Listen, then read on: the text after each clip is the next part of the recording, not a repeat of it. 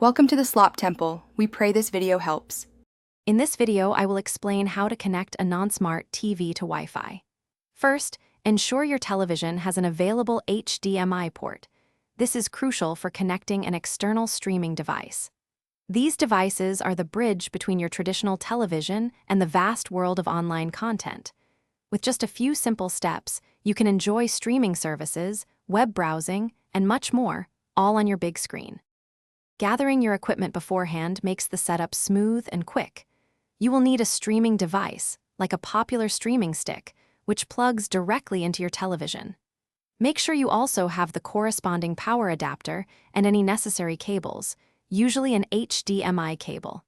Having your Wi-Fi network name and password written down will save you time later, too.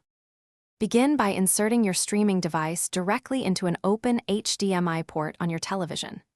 Next, connect its power cable, usually a USB cord, into an electrical outlet or a USB port on your TV if available.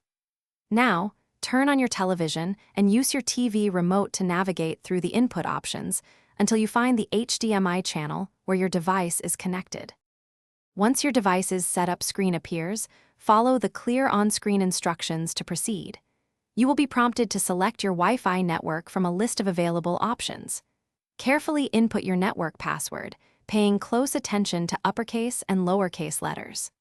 After connecting, your non-smart TV is now ready to stream your favorite shows, movies, and much more. Thanks for watching. Consider subscribing if we helped you.